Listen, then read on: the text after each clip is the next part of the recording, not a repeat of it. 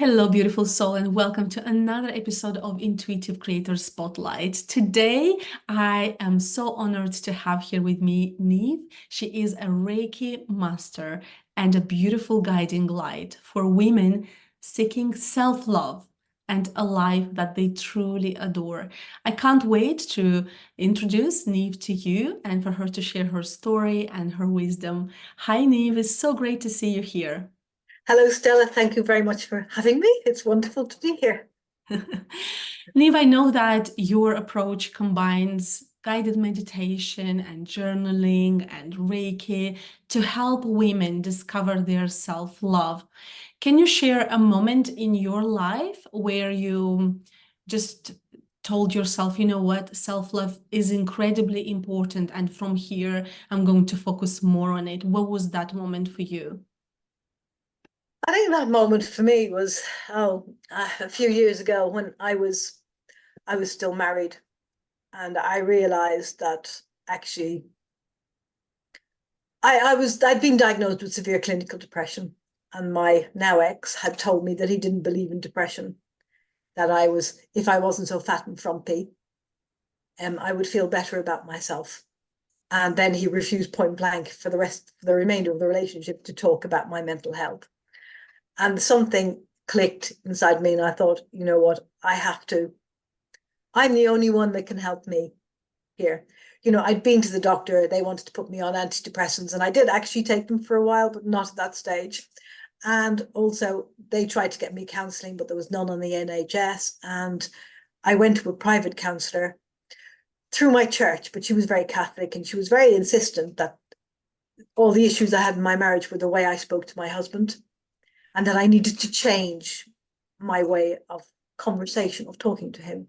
And then it was only talking to other people that I actually came to realize that my relationship was abusive, and that the way I talked to him, it didn't matter what I changed about how I talked to him, it was never going to work. Mm. So something changed within me. And my counselor recommended I get a journal. And I was writing every single day. Um, but it was just diatribes of self-hatred. I can't bear to look back at those journals now, because I hated myself so much. I hated the situation I'd got myself into. I hated the fact that I couldn't be the mother I wanted to be for my children. I'd had to leave my dream job because I was so depressed and so anxious. I couldn't do it anymore. And I was sat there one morning, and I took my journal out, as I used to drop the kids off to school, come home, take the journal out. And I sat down with my pen poised, now thinking, like, this thought went through my head: what the hell is the point in this? It's just going to be the same old rubbish over and over again. And I was about to throw the journal away when a question popped into my head. And that question was, what do I need right now? Mhm. And so I wrote that question down in my journal, and I answered it. And from then on, every day a question would pop in, and sometimes more than one question. So, Mm. I'd answer a question, and the next question would pop in, the next question would pop in. So that's what saved me. Mm. That, I guess, was my intuition, which I'd been ignoring for a very long time. And suddenly it just gave me the kick up the butt I needed. So what did you need when you asked What did I yourself? need that day? When I wrote, I mean, some of it is very personal, but the things I needed was I needed safety. I needed emotional safety. Um, I needed physical safety, because I didn't feel safe at all in my relationship. Hmm. Emotional. I mean, he was never violent, but he still didn't make me feel safe. It's very, very hard to describe unless you've been in that sort of relationship. How people can make you feel so insecure and so scared and so frightened when all they've ever used is their voice. Mm. Um, but it does, yeah. But I knew I needed to feel safe, emotionally safe, and I didn't have many friends because I'd been isolated. And I realized that day that actually I could give myself emotional safety through my journal, which is what I've been trying to do, but I didn't have the right way of doing it. I didn't know how to use a journal. Hmm. And I know a lot of people free write and it works for them. But I think when you're in a state of such severe depression and anxiety, that all your thoughts are self-critical, Hmm. they're fearful, you're catastrophizing all the time. free writing is just putting that out onto the page. It's like, can I use a rude expression here? It's like throwing shit at the fan. It's just all coming back at you. You know, it's not solving anything. So it was only when those questions started to drop in and I started to answer those questions that I actually began to see the answers. Mm-hmm. Wow. If you were to think about Niamh then, what message would you share with her now, knowing what you know now? I would say, keep working on it, keep listening in. You'll get through this. You are Mm. wonderful. You are beautiful. Even though you don't feel like that right now, it will come. Wow, that's really beautiful. So that was your first tool that you embraced, right, and brought into your life, the Yeah. journaling part. Well, I mean, I had been doing yoga for a while before that. So, I mean, yoga for me, yeah, when I was first diagnosed with depression, somebody suggested I try yoga. So I did. And I spent the first 6 months in my yoga mat crying because actually what it enabled me to do, because for years I just repressed. I grew up in a household where we weren't allowed to express emotion. Mm. My husband wouldn't allow me to express emotion. He had no issues with expressing his emotion. I wasn't allowed to express emotion. And so I had years and years worth of repressed emotion. And my yoga teacher, I mean, I'm still going 13, 14 years later to yoga, same studio, Wow. same mat. And the first 6 months on my mat, I just cried because all this stuff was just coming through. But the bit I couldn't do was the relaxation at the end. Mm. You lie there and breathe, try and breathe, and my mind would just be going crazy. Now thinking, when will this end? When will this end? When will this end? And so yeah, I did the 21-day meditation challenge with Deepak Chopra. Mm-hmm. And that's what got me into meditation because he used a mantra. So I was able to hold on to the mantra. And it was only like 5 or 10 minutes a day. And that's what got me into the meditation. And then obviously I got into the journaling. I still wasn't meditating, for long periods of time at that point with the journaling. And then Reiki found me. Mm. And that just changed everything.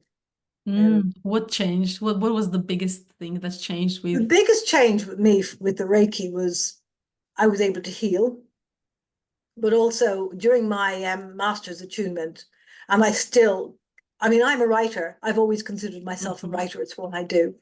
Um, I cannot find the words to describe how I felt during my master's attunement. I was in this other world. I don't know, heaven, maybe, I don't know. But there were angels around me. They were singing. It was just amazing. And then there was this one huge golden angel. And I just felt so at peace, so happy, so loved, so at one with the world and everything. And I just knew there was something more and something bigger out there. Mhm. And I became really intrigued with angels because during my first attunement, I'd been introduced to my guardian angel. Mhm. And so I became really intrigued with about angels. And even though my Catholic upbringing, we were introduced to some of the angels, Archangel Michael, Archangel Gabriel, they feature in the Bible. But we were always discouraged from looking at other spiritual modalities. I mean, even my priest even told me that he didn't want me doing yoga because it opened you up to all sorts of evil spirits and Oh, other okay. things. Yeah. So this is what this is what I was facing. I was in this space. Yeah. I mean, even, my Catholic priest wouldn't have approved of me doing Reiki. Um, because again, you're opening yourself up to Lord knows what, but this did not feel, I mean, as I said, I can't find the words for it. It just felt right. It felt wonderful. It felt like where I was supposed to be. Mhm. And so I then started studying the angels. So I studied I don't know, you've probably heard of Kyle Gray. Mhm. So I studied all of the angels. I've studied the ascended masters with him. I've done all the oracle card reading, and I've done the opening to channel course with him. And the opening to channel course is what opened me up to the guided meditations. And I just get these meditations, they just bleh. Come to Like you. one whole thing just comes to me. And that's where I actually started my online business, was with I got a download of 7 meditations to help women love their bodies. Wow. guided meditations with exercises to go with. And I started off trying to start my business with those. Mhm. They're still lurking on my website somewhere. They're not even up for sale at the moment, but We will post the link to your website in the description of this video for well, everyone no, I to. mean those meditations aren't actually up for sale at the moment. That's okay. I'm sure if anyone will find your website, maybe someone will watch this later, at a different date, a different month, and you never know what else you're going to share there. So I know, Niamh, you are brilliant with words. I mentioned this before we started this interview as well. I just love how you put together words when you express something, when you send a message, when you create a comment, when you give feedback. I can feel your energy always through these messages that you write. And I know you mentioned that you started working with questions, and then you got into the meditation as well. And you also mentioned studying or working with mantras. Did you create any mantras yourself? And if yes, do you have a favorite that you wanted to share, or more favorite maybe that you wanted to share with us all here? No, I use affirmations more than I use Okay. mantras. Because when I go into meditation now, I've been doing it for so long now that I don't need anything Yeah. to keep me there or help me. So I mean, affirmations. I mean, I vary from day to day what I use. But one that really kind of helped me, and it's not actually mine, it's one of Louise Hay's, is I love Mhm. and approve of myself. Um, I love and approve of myself. It's just so simple. Or even just I love myself. And sometimes, I mean, in the very beginning, that was really hard for me. I would say that mantra or that affirmation, I love myself, I love and approve of myself. And in this little voice in here would go, no, you don't. Mhm. Oh, no, you don't. And then list all these things of why I shouldn't, Yeah, and it's funny how with affirmations and mantras, I was watching someone, it was a conversation between two people, and somebody was asking, how many times do I have to say a mantra or affirmation or an affirmation? And that person said, say it until it feels like it's truth. So until Yeah. it feels like that is part of your own truth. Because yes, when you start to say something that is not in your current reality, it may feel like, oh, what am I doing here? Like playing with words. But yeah, but once like you embrace that truth, it's so powerful, isn't it? So I know, Niamh, you've been through a lot of challenges. You also have been through the experience of ending marriage, and with that you mentioned your background, that you've been part of Catholic Church, and I know you faced a lot of situations and maybe judgment from other people. How did you go through that moment? Because maybe there is someone who's going through something like this at the moment, or they've been through it.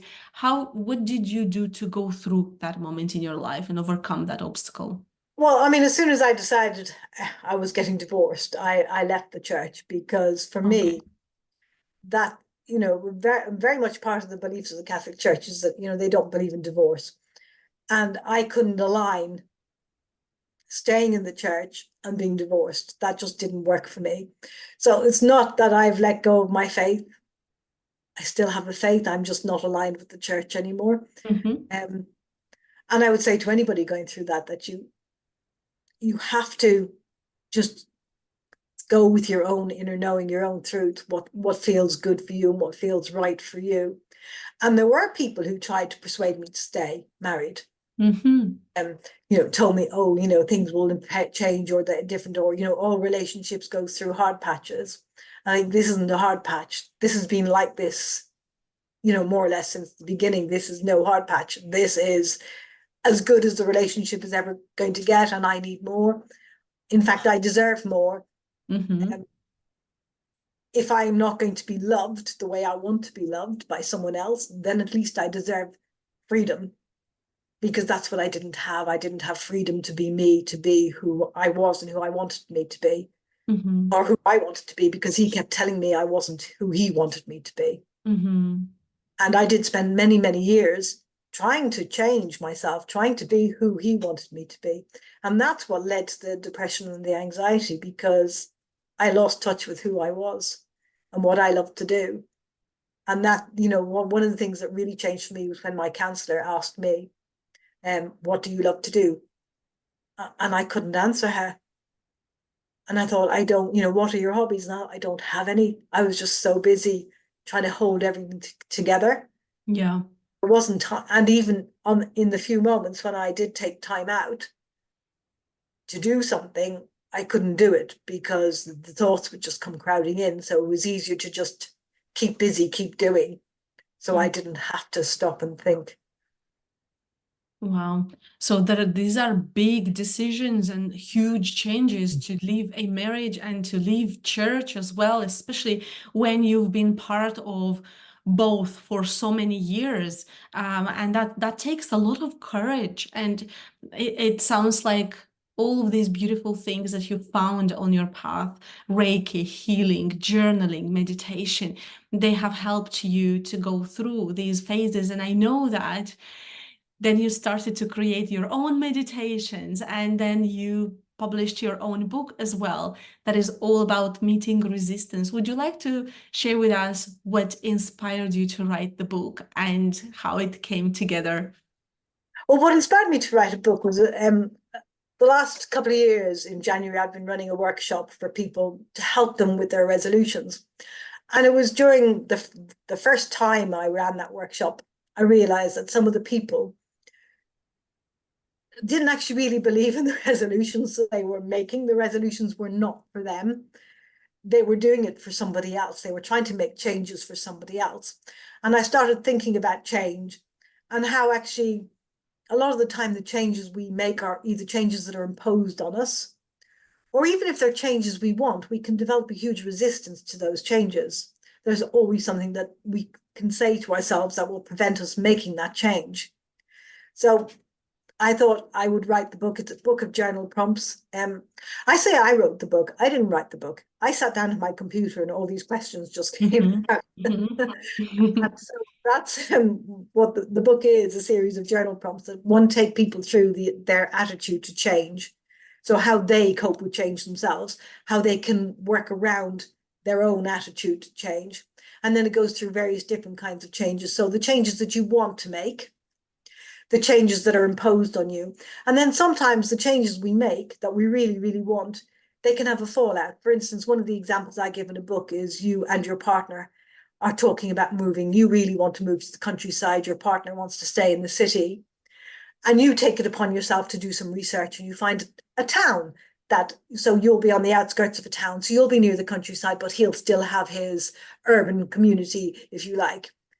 And so you put this proposal to him and he says, no, actually, you know what, I'm done, I've had it. And he walks out of your life. And so those sort of things do happen. And it's how we deal with that then. So there's on how to deal with that. So when a change you've implemented that you really want doesn't have the outcome that you expected. Mhm. So and it goes through it goes through physical changes, emotional changes and things as well. So Mhm. if you're into journaling, I mean, even if you're not into journaling, it's sometimes good to just ask yourself these questions, Mhm.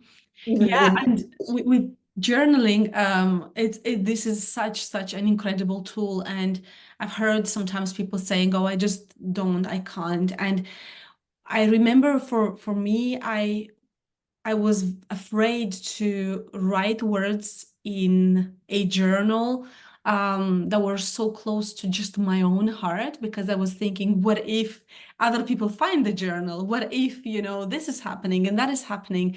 But in time, I realized what a powerful tool it is. And I love that you're sharing this with the world, because when you have something in front of you and then you take a pen and a piece of paper and you let that flow, it has such a power. It's so much more powerful than typing on a computer as well. It's your energy that comes, on that piece of paper, yeah, isn't it? I call it the dance between the hand and the brain. Oh, I love that. Oh, that's But I so also say beautiful. to people, I mean, I get a lot of people saying to me, "Oh, I can't journal, I can't write it, I can't put pen to paper." So answer to that is, first of all, start trying to talk it out. Yeah. So use the voice notes on your phone. You can set yourself on your own Zoom meeting and Yeah. just stop talking to yourself. If some people wouldn't like that because they're not happy on camera, but it Yeah. works. The other thing I would say is that if you really are resistant, is ask yourself the question and then do whatever it is you do. So if you're a runner, ask yourself the question, go run. If you're a dancer, ask yourself the question, dance. If you're an artist, if you paint, if you draw, ask yourself the question, see what comes out on canvas or paper. Mm-hmm. Because sometimes I will go into meditation and I will ask a question. And more often than not, the answer does not pop up during that meditation. Yeah. 3 or 4 days later, it'll come through, Yeah. because that's the right time. So there are ways around it. There are ways, and it's a matter of easing yourself in and gently. And if we go back to affirmations and mantras, what I do, I have a free Facebook group, and what I do with the people in that Facebook group is every Tuesday they get an affirmation, and then every Wednesday they have to journal on that affirmation. Oh, that's And really that's really powerful, because if you take an affirmation like something like I love and approve of myself, and you write that down in your journal, and then you try and write about that, all this negative stuff that you have about yourself comes up first of all. yeah. That really helps you to identify that. And then you can go through that and you can say, well, I don't know why I believe that, because I know I've achieved this, and this. So I'm not useless. I've done all this, Yeah. So yeah, so that's, yeah, I mean, I'm very good at turning things around for people as well, saying, Mhm. well, you said that to me, but I see it like this. Yeah, changing the perspective, isn't Active, it? yes, yeah. So if anyone who's watching us, for example, is thinking, okay, so I have all of these thoughts, I know I want to kind of let my thoughts flow on a piece of paper, but I don't even like know where to start from. What kind of advice would you give to people? Where should they start from, or some tips on that? Um, a lot of people enjoy free writing, so they just write down whatever comes. Some people don't. I would always say, I mean, sometimes I will start with, I don't know what to write. Mm-hmm. And then somehow it just, well, I don't even know why I'm doing this. What is the point in this? Nothing's happening. And then all of a sudden you just find that the pen just kind of takes over and you're writing. Yeah. Again, going back to the voice, a lot of people will find that their thoughts come out, their feelings come out when they're talking to other people. Like, for instance, I get this too. I might be talking to a friend or somebody who's come to me and asked me for advice, and I find I'm giving them advice, and then all of a sudden I think, oh, hang on, that's not for them really, that's for me. Yeah. And so, because we all work in different ways, it all comes through. So we can go back to the things that we love to do, and we can ask the question and see what comes out, and then maybe write. The other thing I find really useful is to write a letter to yourself. Mm-hmm. That works quite well as well. If you can't, if you really can't do journaling, is just to write a letter. Even if you just write a letter telling yourself about what happened today and how you felt about it. Mm-hmm. Or gratitude journals are a really good place to start as well. Mm-hmm. So writing 3 or 5 things every night that you're grateful for that day. And that gets you thinking, and it also gets you writing. And they can be really short sentences. You can even just say, what am I grateful today? Coffee, because it was a Yeah. bad day, and just putting something to paper can help. Mm-hmm. Yeah. And yeah, some people just really don't like writing. Mm-hmm. So, voice notes are really useful for them. Mm-hmm. I agree, because I'm someone who will write a lot, but I will also use a lot of voice to, for example, send messages to people. And sometimes I would just share my thoughts like that, or voice to text or something. But there is something magical about taking that pen in your hand. I always have a pen somewhere, and write something, because there is magic in it, isn't it? Because it's your energy that comes through it. And then those words, they are not words with no meaning. They are words that carry a certain type of energy. And I feel like asking you this. So you know how you mentioned that's like when you go through something traumatic and maybe you're writing all of the nasty things and those words carry a specific type of energy. What do you think? Can you go back and infuse a different type of energy into that text that was written a long time ago, or should it be left like that? And why? Um, well, for some of mine, I have just left. I've Yeah. just closed the book on it, Yeah. the chapter, because it's very painful to go back and look Yeah. and see actually the state that I was in. And actually, some of it is illegible because some of them I was crying so much the ink has run, or I've, actually ripped through pages because I was so angry at myself. So, yeah, some of them I've closed the book on. Some of them I can go back to and I can look at and think, oh, hang on, so much has changed. And that's what was really useful with journaling, especially if you've been doing it for years. You can go back and you can see, oh, wow, look how far I've come. Um, 6 years ago, I was hating on myself. Now I'm running a business teaching women to love themselves. Mhm. Um, and that is one hell of a journey. It hasn't all been easy. It's been ups and downs. Um, but yeah, I mean, I think sometimes you can look at it, and I would actually, one of the things I do a lot is I go into meditation with my younger self, Mhm. with my child self, with my teenage self, and I send love and I send forgiveness. And that brings, even though you might not have that journal in your hand or that, it brings a different energy. So when you do that and you can go back and you can look, and you look back at the who you were then and the thoughts and the beliefs you had then, and you can see, like, I was doing great then considering Yeah. everything that was going on in my life. And that's the thing is, we all look back in hindsight and think of that, oh, I should have done this, I should have done that. No, you need to change that perspective. You need to look back and say, well, considering what was happening in my life, the thoughts I was having, and everything else that was going on, I was doing amazingly. Hmm. And look how far I have come. And that's how we heal a lot of That's those how we heal. Yeah. parts within ourselves as well. How did you how did you go through this um like to change, the situation? How did you go from one chapter to another in terms of your relationship with your children? Because there was obviously a point where all of you were a family, you had your husband, and then you moved into a different reality. How did you navigate that? I mean, I have always had a very, very close relationship with my children. My children have always spoken to me. They've always talked to me. I've always encouraged that because I didn't have that with my parents. So I wanted that with my children.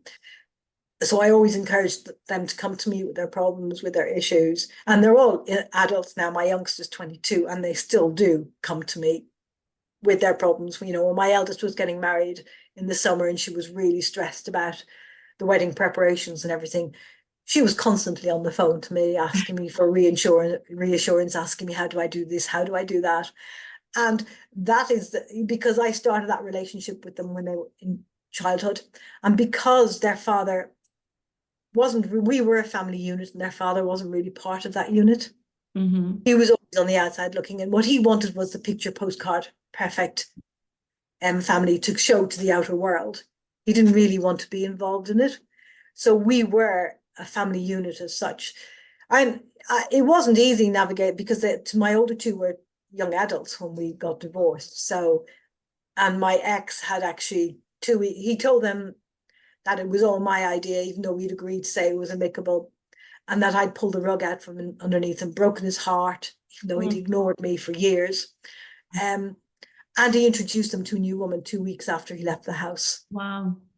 So they had all that going on and all that anger, and I didn't know about this other woman, and they didn't want to be the ones to tell me.